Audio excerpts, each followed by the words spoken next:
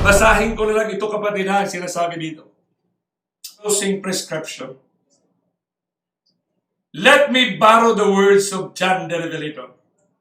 Who shall be able to stand? Sino kayo magkatayo? When error is mingled with truth. Grabe. Where deception is packaged by the restoration or redemption. Huh?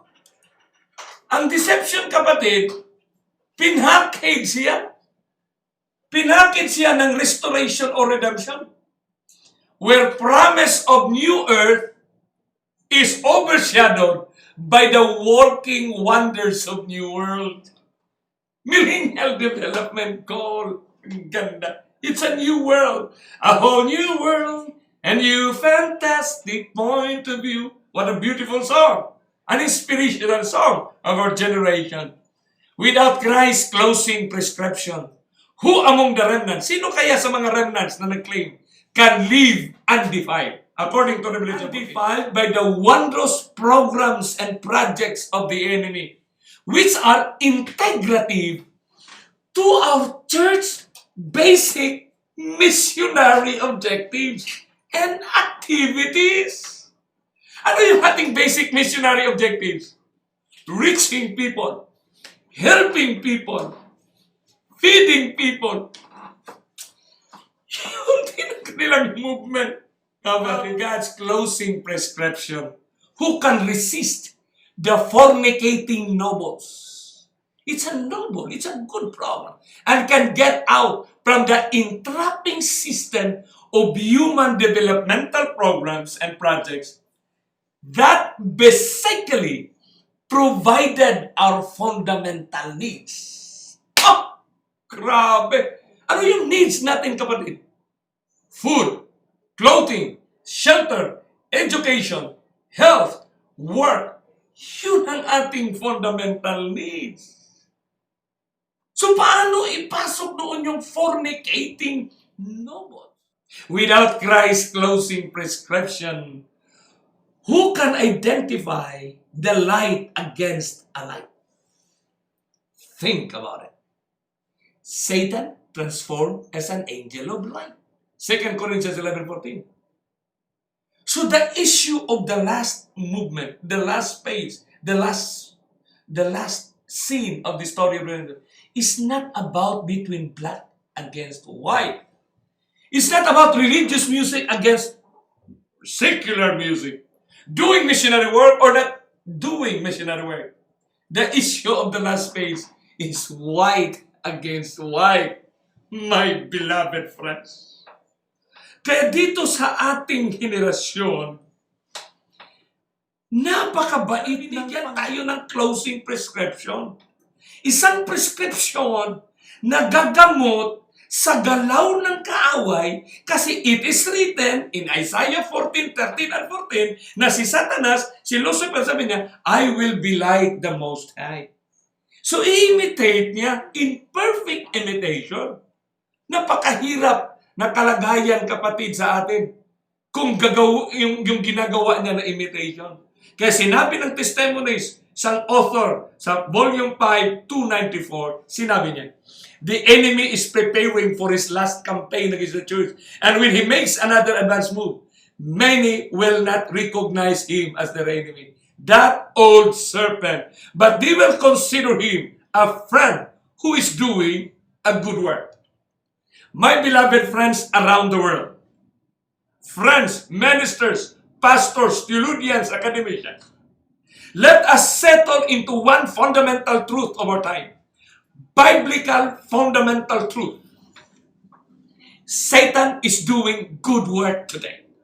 He is doing religious work today. He is giving humanity what is known to be for the good of humanity. Beloved friends, Satan is preparing his deception that in his last campaign against the people of God, they may not understand that it is he.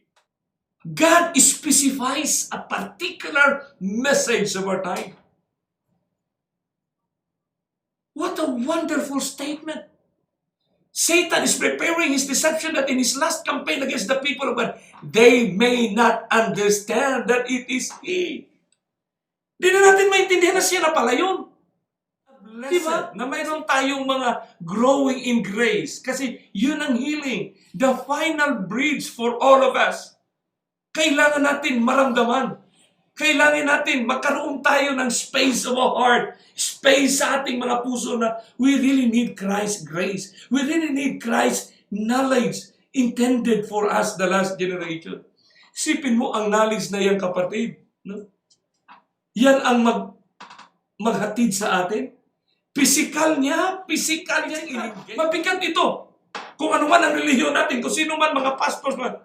The most important truth for us tonight, is the reality of the biblical injunction na may nakalaan na special na prescription.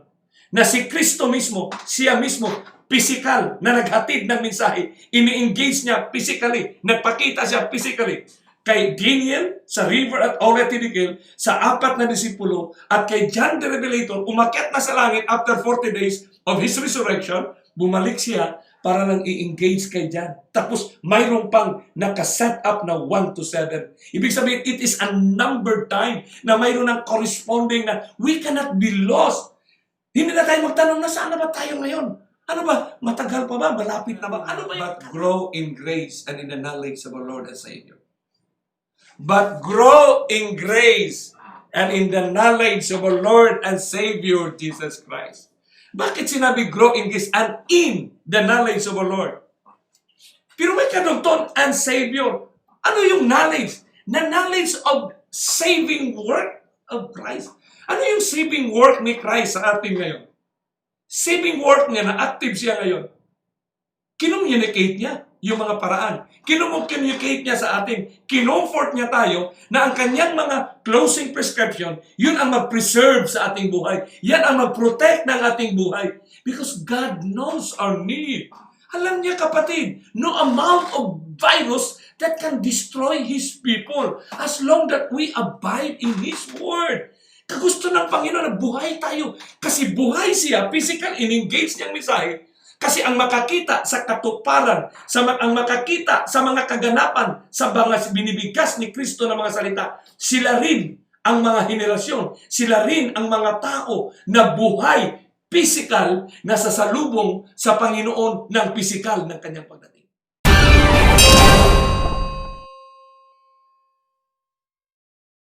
Sa Time Magazine ngayon, hindi naman natin pwedeng ipagkailan na yan ang katotohanan. The New Roman Time Magazine. Pagbasahin mo yan, hindi mo naintindihan na yung akdang panahon na babalik. Buenos dias, hermanos, hermanas, around the world. Friends. To all our friends around the world. And to all Christians. Good day to all our friends around the world. It's